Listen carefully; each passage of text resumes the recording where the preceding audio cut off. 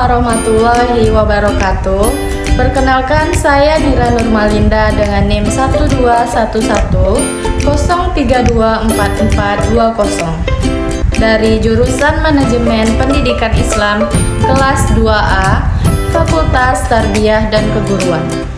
Di sini saya akan memenuhi nilai ujian akhir semester mata kuliah Filsafat Pendidikan Islam oleh dosen pengampu Ibu Mariatul Hikmah, MPD. Baiklah, langsung saja masuk ke pembahasannya, yaitu tentang pendekatan dan metode pendidikan Islam dalam perspektif filosofis. Pertama, saya akan membahas apa sih itu pengertian pendekatan. Pendekatan menurut Kamus Besar Bahasa Indonesia dapat diartikan sebagai proses, perbuatan, cara mendekati, serta usaha dalam rangka aktivitas penelitian untuk mengadakan hubungan dengan orang yang diteliti. Sedangkan pengertian pendekatan pendidikan Islam dalam perspektif filosofis yaitu suatu pendekatan untuk menelaah dan memecahkan masalah-masalah pendidikan dengan menggunakan metode filsafat. Pendidikan membutuhkan filsafat karena masalah pendidikan tidak hanya menyangkut pelaksanaan pendidikan semata yang hanya terbatas pada pengalaman. Selanjutnya tentang jenis pendekatan. Ada beberapa jenis pendekatan yang dipakai dalam pendidikan Islam maupun Barat. Menurut salah satu ahli yaitu Armai Arif, ada 5 pendekatan yang dipakai dalam kegiatan proses belajar mengajar. Yang pertama, pendekatan filosofis. Yang kedua, pendekatan induksi-deduksi. Yang ketiga, pendekatan sosiokultural. Yang ketiga, pendekatan fungsional. Dan yang keempat, pendekatan emosional. Yang pertama, pendekatan filosofis. Berdasarkan pendekatan filosofis, pendidikan Islam dapat diartikan sebagai suatu studi proses tentang kependidikan yang didasari dengan nilai-nilai ajaran Islam menurut konsep filosofis berdasarkan Al-Quran maupun As-Sunnah. Dalam proses belajar mengajar, pendekatan filosofis dapat diaplikasikan ketika guru sedang mengajar. Contohnya yaitu pada pelajaran mengenai proses terjadinya alam atau manusia, mulai dari mana manusia itu berasal, bagaimana proses kejadiannya, sampai pada terciptanya bentuk manusia. Tujuan dari pendekatan filosofis ini dimaksudkan agar siswa dapat menggunakan pemikirannya seluas-luas sampai titik maksimal dari daya tanggapnya, sehingga siswa terlatih untuk terus berpikir dengan menggunakan kemampuan berpikirnya. Lalu yang kedua ada pendekatan induksi-deduksi. Pendekatan induksi. Pendekatan induksi merupakan suatu pendekatan yang menganalisa secara ilmiah, bertolak dari kaidah khusus untuk menentukan hukum yang bersifat lebih umum. Tujuan dari pendekatan ini yaitu untuk melatih siswa agar terbiasa berpikir ilmiah, dapat membandingkan, menimbang antara bagian-bagian, dan mengambil kesimpulan dari prinsip-prinsip umum. Sedangkan deduksi merupakan cara berpikir analisa ilmiah yang bergerak dari hal-hal yang bersifat umum kepada hal-hal yang bersifat khusus.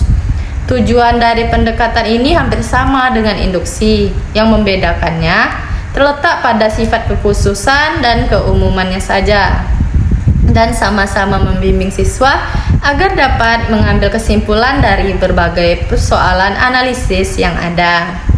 Selanjutnya yang ketiga, pendekatan sosiokultural. Pendekatan sosiokultural yaitu pendekatan yang makhluknya bersifat bermasyarakat dan kebudayaan, sehingga dipandang sebagai homo socius atau makhluk yang bermasyarakat, dan juga homo sapiens, makhluk yang berkebudayaan.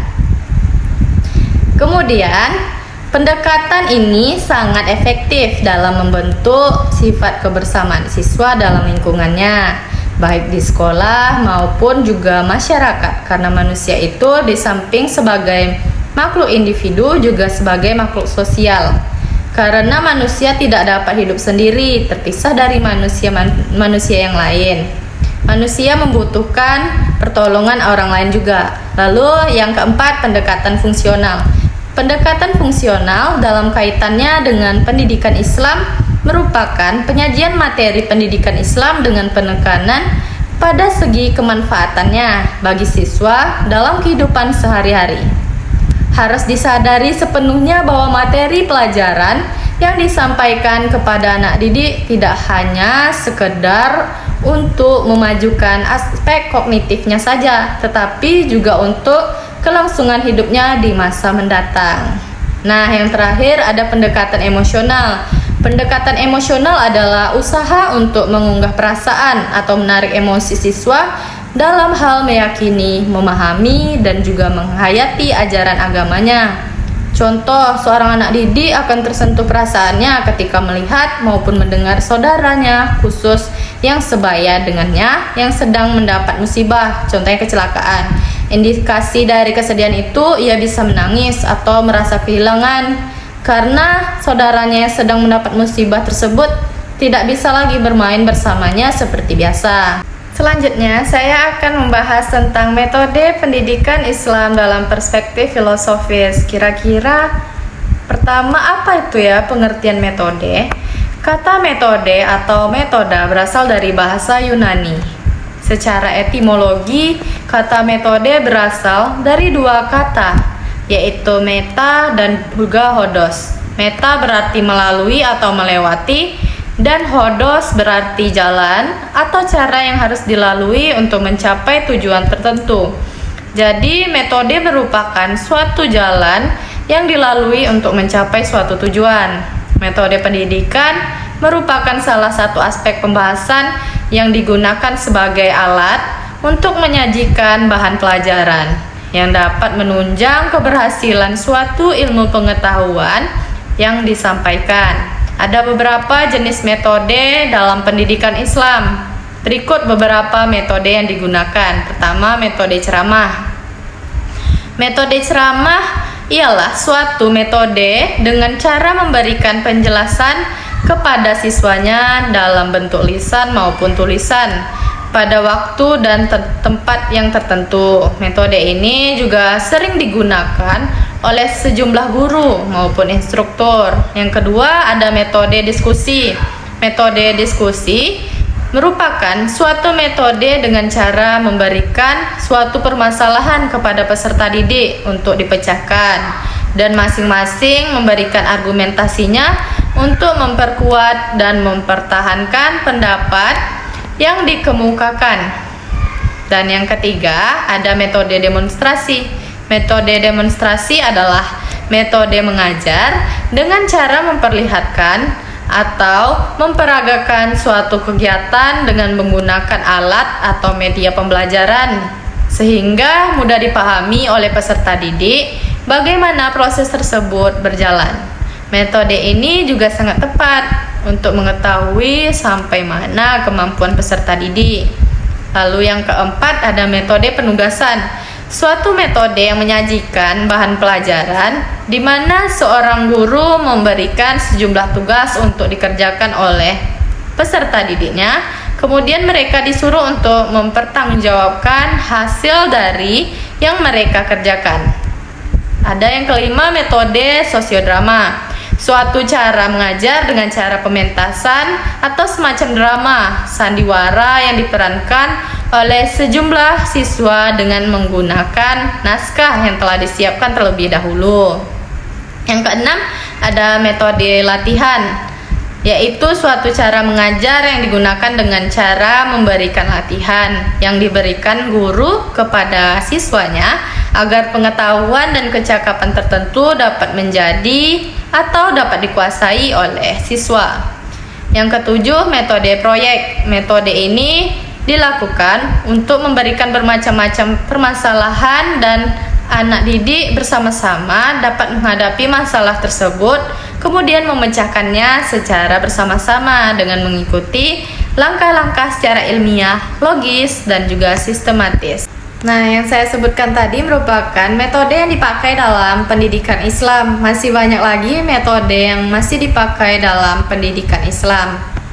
Jadi di sini saya ingin menyimpulkan materi tentang pendekatan dan metode pendidikan Islam dalam perspektif filosofi, yaitu pendekatan dan metode merupakan salah satu komponen yang sangat penting dalam sistem pendidikan.